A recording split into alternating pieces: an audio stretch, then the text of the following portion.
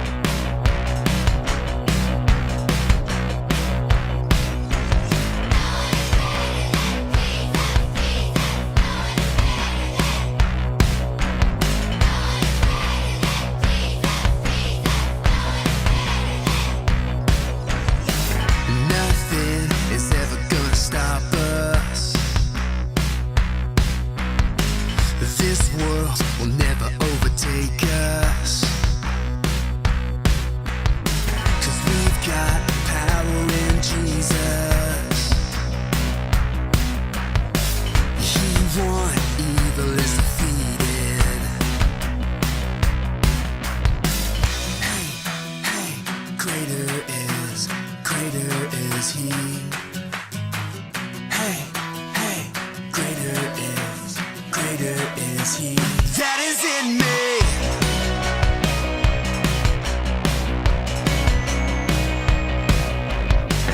Nothing is ever gonna stop us. This world will never overtake us. 'Cause we've got power in Jesus. He won, evil is defeated. Come on! Hey, hey, greater is he. Hey, hey, greater is he that is in me. Hey, hey, greater is he.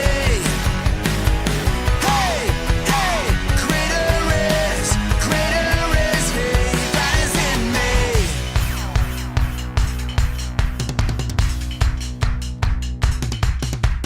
No one is greater than, no one is bigger than, no one is stronger than. Hey!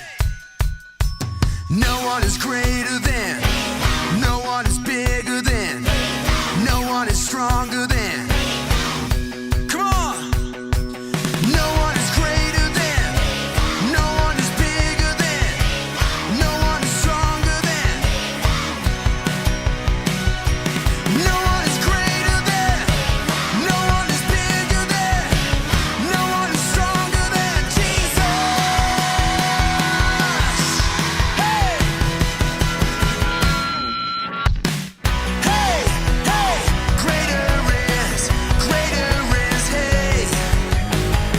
Hey, hey, greater is he that is in me. Hey, hey, greater is he.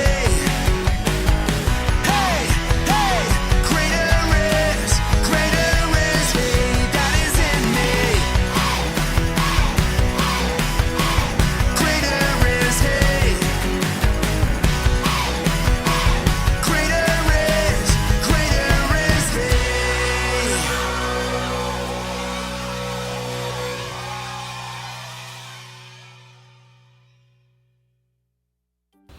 Good morning, Audacity kids. Welcome to church. I hope you guys have been having a great spring break so far. We're doing things a little different now. We'll see how this goes. Hopefully, we can have a lot of fun still and enjoy our time together remotely. So we're gonna go over the same content we've been going through. We're going through the whole Bible start to finish. So recapping you, so far we've done God made everything. God made people. We've done people sinning, Adam and Eve eating that apple, sinning from God.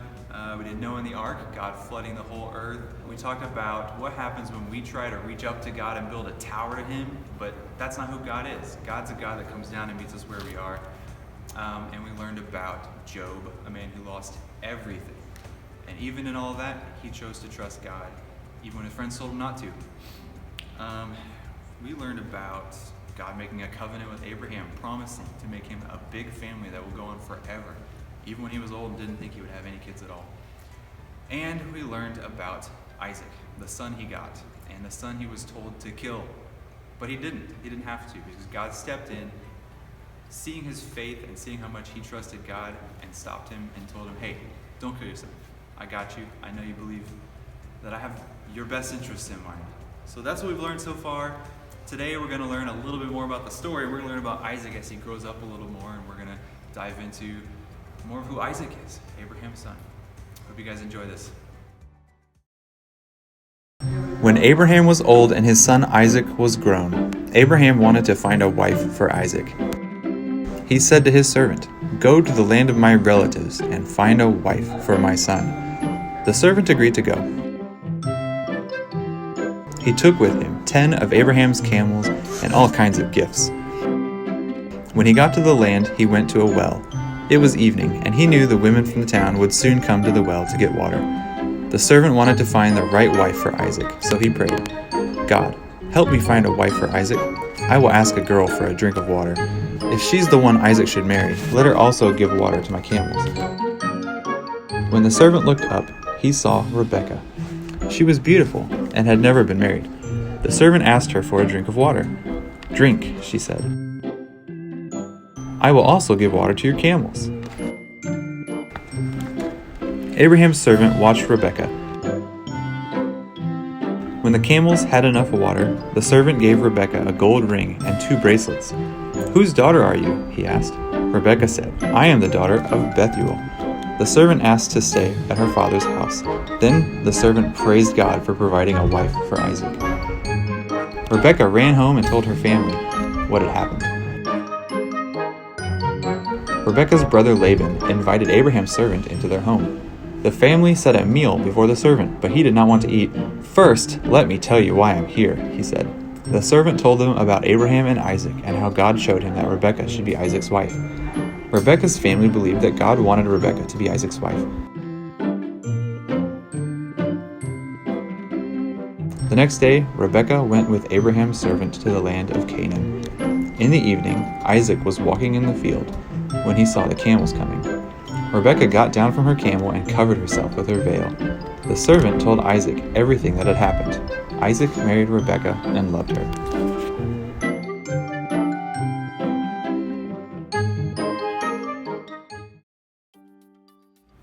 All right, guys, how about that story? Rebekah coming into the picture and Isaac finding a wife finally. So this is Abraham finally getting to see some of his legacy, some of the promises God made to him. He wasn't always sure about them, but he still trusted God, and this is those coming to fruition. Now his family, that was just him and Sarah. Now it was him, Sarah, and Isaac. Now Rebekah's in the picture too, and it's really starting to look like things are going to go Abraham's way, doesn't it? We're going to do some little Q&A, so if you guys have some notepads or some papers that you can write on, you can write down some questions that you have or some things you want to talk more about. You can feel free to message me or any of the leaders in the church, or your parents, talk to them about these too and ask any questions you have to them. But we're going to go through some high-level questions.